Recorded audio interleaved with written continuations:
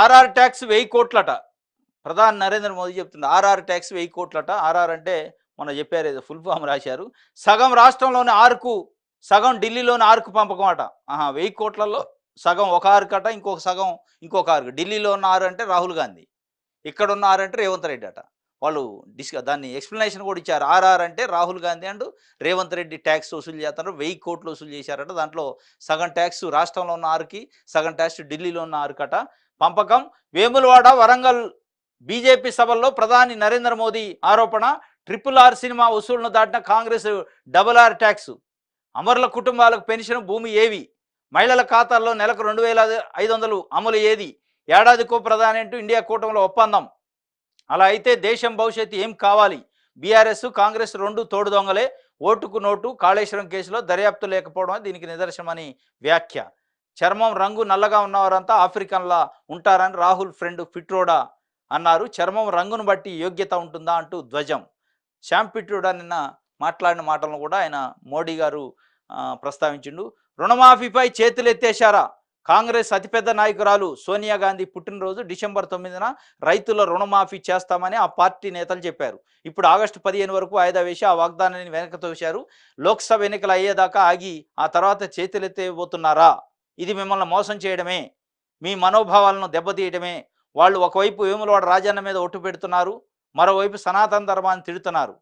సనాతన ధర్మాన్ని తిడుతూ ఒట్లు పెట్టేవారిని ఎవరు నమ్ముతారు అని మోడీ రుణమాఫీ గురించి కూడా ప్రస్తావించింది.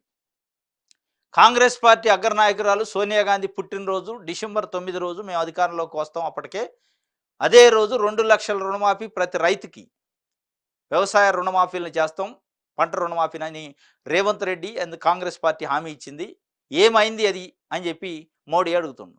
దాన్ని ఆగస్టు 15కి పోస్ట్పోన్ చేశారు.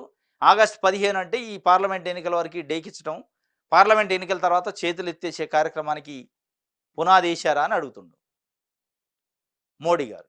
మరి ఆయన ఇచ్చిన హామీలు కూడా చాలా ఉన్నాయి, వాటికి ఏం చెప్తారు అనేది చెప్పే పరిస్థితి లేదు. కానీ మొత్తానికైతే ఆగస్టు 15కు వాయిదా వేశారు. దాన్ని చేతులెత్తే వేయబోతున్నారు అన్నట్టు కూడా చెప్పిండు. కాంగ్రెస్ ఎస్సీ, ఎస్టీ, బీసీ రిజర్వేషన్లు చీల్చి ముస్లింలకు పంచుతుంది అని చెప్పి, అంటే రిజర్వేషన్లు ఎత్తేస్తారనే దాని మీద చెప్తున్నాడు. కాంగ్రెస్ ఎస్సీ, ఎస్టీ, బీసీల రిజర్వేషన్లు చీల్చి ముస్లింలకు ఇస్తుందట, అది కూడా చెప్పిండు. మహిళల ఖాతాల్లో నెలకు 2500 ఏమైంది? అమరుల కుటుంబాలకు పెన్షన్, భూమి ఏమైనాయి?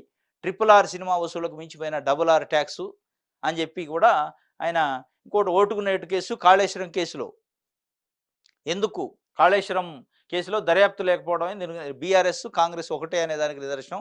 ఓటుకు నోటు కేసులోనే రేవంత్ రెడ్డిని కాపాడే ప్రయత్నం బీఆర్ఎస్ చేసిందని, కాళేశ్వరం కేసు విషయంలో కేసీఆర్ను కాపాడే దానికి కాంగ్రెస్ ప్రయత్నం చేస్తున్నారని చెప్పబోయిండు. మొత్తానికి చర్మం రంగు నల్లగా ఉన్నవారంతా ఆఫ్రికన్లు అంటే శ్యామ్ పిట్రోడా నిన్న ఒక, అంటే పశ్చిమ భారతదేశంలో ఒక రకంగా ఉంటారు, అరేబియన్ లెక్క అంటే ఉంటారు, ఇంకోటి వీళ్ళు దక్షిణ భారతదేశంలో ఉన్న ఆఫ్రికన్ లెక్క ఉంటారు, ఇట్లా చెప్పిండు ఆయన. ఉత్తర భారతదేశంలో ఆంగ్లేయులు లెక్క ఉంటారు, ఇట్లా కొన్ని చెప్పిండు ఆయన.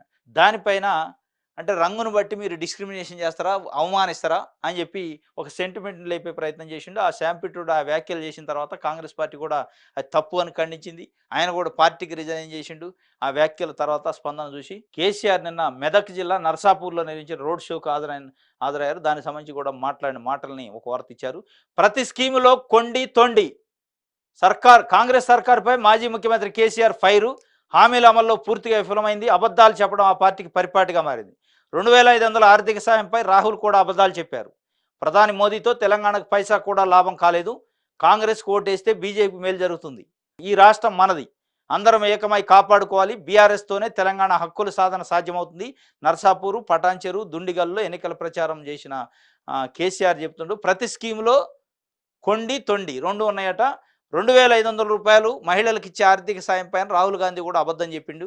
అబద్ధాలు చెప్పడంలో కాంగ్రెస్ పార్టీ పరిపాటి, దాంట్లో హామీల అమల్లో కూడా పూర్తిగా విఫలమైంది. తెలంగాణలో తెలంగాణ హక్కులు, తెలంగాణ ఆకాంక్షలు కాపాడాలంటే బీఆర్ఎస్నే గెలిపించాలి. బీఆర్ఎస్ఏ శ్రీరామరక్ష. కాంగ్రెస్ పార్టీకి ఓటేస్తే బీజేపీకి లాభం జరిగింది. కాబట్టి బీఆర్ఎస్ పార్టీకి ఓటేయండి, బీఆర్ఎస్ పార్టీని గెలిపించి తెలంగాణ ఆకాంక్షల్ని, తెలంగాణ హక్కుల్ని కాపాడుకునే కార్యక్రమం చేయండి అని చెప్పి ప్రజలకి ఒక పిలిపిచ్చిండు కేసీఆర్. మరి ఎట్లా స్పందిస్తారో చూడాలి ప్రజలు.